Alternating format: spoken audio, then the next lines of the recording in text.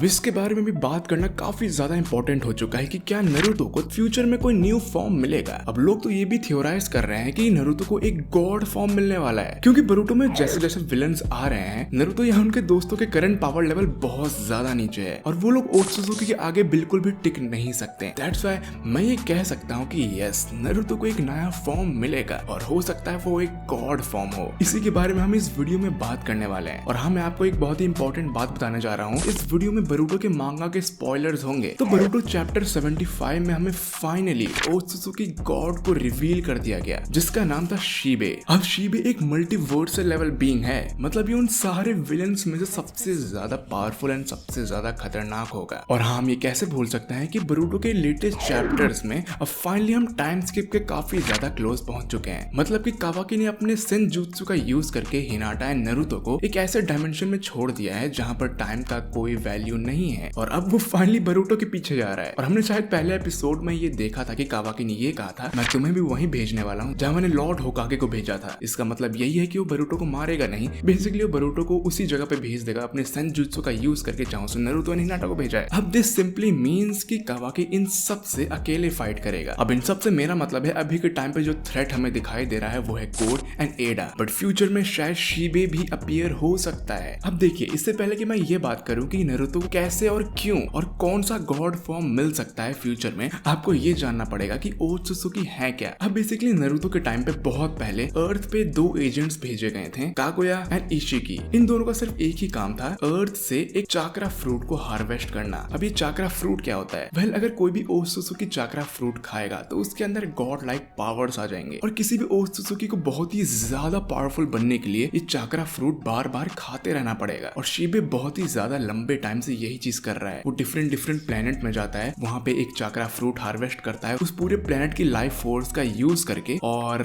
उसे खा लेता है। एंड दैट्स व्हाई शीबे इतना ज्यादा पावरफुल है। अब अर्थ के केस में हुआ ये था कि इशिकी शीबे को शायद बिट्रे करने वाला था और वो चाकरा फ्रूट खुद खाने वाला था, लेकिन कागुया ने अर्थ को प्रोटेक्ट किया। उसके बाद मोमोशिकी और इन सबको भेजा गया ये चेक करने के लिए कि भाई आखिर ये दोनों एजेंट कर क्या रहे हैं, क्योंकि ये अब तक तो वापस आए नहीं। और हाँ, एक ओत्सुजुकी इमॉर्टल बन सकता है अपने वेसल्स को क्रिएट करके, जैसे मोमोशिकी का वेसल है बोरुतो एंड इशिकी का वेसल है कावाकी। तो डेफिनेटली बोरुतो एंड कावाकी के अंदर ओत्सुजुकी डीएनए है। दैट मींस कि ये दोनों भी चाकरा फ्रूट कंज्यूम करके एक गॉड लाइक बीइंग के क्लोज आ सकते हैं, बट स्टिल ये बहुत ही कम है उस पावर लेवल के जो हमें शीबे के अंदर दिखाई देगी। तो अल्टीमेटली कावाकी एंड शायद बोरुतो को ये रियलाइज हो कि जो काम वो नहीं कर सकते वो उनका बाप ही आके करेगा, है ना। तो बेसिकली कावाकी ये बोलेगा कि सर आप आइए, नहीं बोरुतो आप नहीं, आप यस। तो अपने सेंजुत्सु का यूज करके नारुतो को उस डायमेंशन से बाहर निकालेगा एंड डेफिनेटली नारुतो वही काम करेगा जिसमें वो बेस्ट है, यानी कि अर्थ को प्रोटेक्ट करना। एंड शायद बोरुतो को इस वक्त तक अब 10 टेल्स का जिंचुरिकी बन जाना चाहिए, क्योंकि शायद 10 टेल का जिंचुरिकी ही शीबे के अगेंस्ट थोड़ा बहुत भी फाइट कर पाएगा। मेरे कहने का मतलब यह है कि अब शायद आप समझ गए होंगे कि कुरामा की मौत क्यों हुई थी। कुरामा की डेथ इसीलिए हुई थी ताकि नारुतो एक